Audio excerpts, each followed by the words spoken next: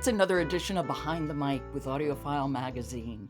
Alan Minskoff is with me, and he's letting us know what he's been listening to and what he thinks about these audiobooks. Hey, Alan, how are you? I'm good. And I'm looking forward to today's audiobook. This is Frostbite: How Refrigeration Changed Our World, Our Planet, and Ourselves. It's by Nicola Twilley. And Nicola Twilley is a fearsome reporter. She goes out and does the work. She goes to refrigerated environments and she just learns everything she can. I was a little critical, I will say, in my review of this audiobook, which I really enjoyed, but she has a very distinctive English accent. So you get garage and you get aluminium, and maybe other reviewers wouldn't have been bothered by that, but it kind of stopped it for me. And I kept thinking, we could have had an American reader. That said, she's not a bad reader. She has some charm and she's able, and it's a really important and it works very well as an audiobook, frankly, because you're kind of with her as she goes through these experiences. And Nicola Twilley is the narrator as well as the author, She is and is a wonderful reporter. excellent. And this is one of the more important environmental studies of this or any year because refrigeration is so powerful and it's sort of ignored.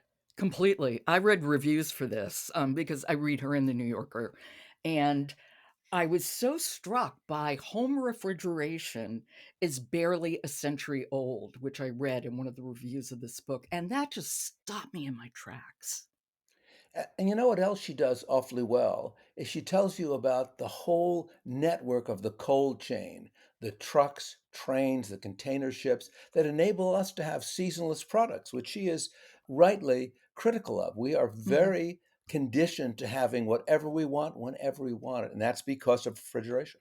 Yeah, absolutely. Even when I was a kid growing up, there was peach season, and it was a very big deal because that's the only time you would see peaches, for example. In fact, there was peach ice cream season because the only time you would get peach ice cream would be in the late summer. You are so right. And of course, there were tomatoes that tasted like tomatoes because you'd get them, in our case, from New Jersey or someplace where they grew tomatoes, and you got them in the height of the summer. Now we get Mhm. tomatoes that begin green and kind of ripen along the cold chain, and you get them, and they're not as tasty. Well, I also read in the same review that she wrote, "We know more about how to lengthen an apple's life than a human being's." Isn't that fascinating? She does great work. Amazing. Yeah. So despite the aluminium and the garage, this is really worth listening to. She's also witty. She's very good at, science writers have a big challenge. They have to simplify the complex, and she is masterful at that. And one reason she's masterful at it is she goes and does the work. So she takes you to this refrigeration center and she works a shift or works a week. And, that's sort of old fashioned shoe leather journalism, which I admire. I do as well. So is what she's trying to do here just show us the result of this, give us a history of it, and then show us what the results are? Or is she making an argument for things really need to shift for reasons A, B, C, and D? She's really doing both. She's doing a long explanatory part that tells us how this came to be, and then she is aspirational to that maybe if we understand how it came to be, maybe there are some things that we can do to improve this. Well, why don't we listen to a little bit?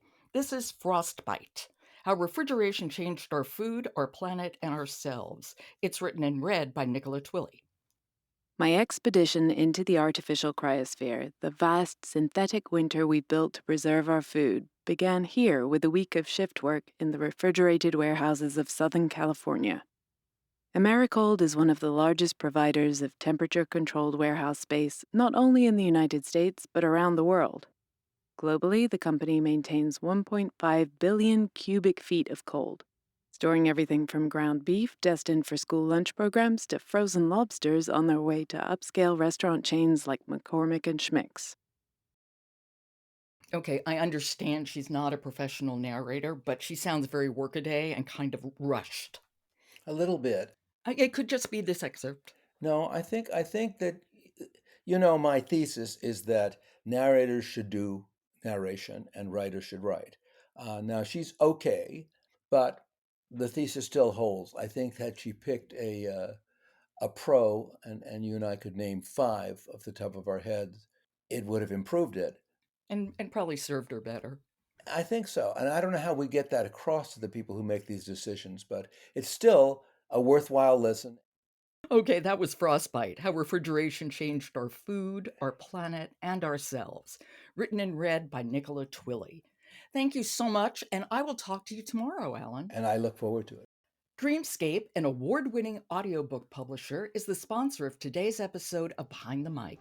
Dreamscape's catalog includes authors like L.J. Shen, Frida McFadden, and Annie Ernaux. I'm Jo Reed. I'll talk to you tomorrow.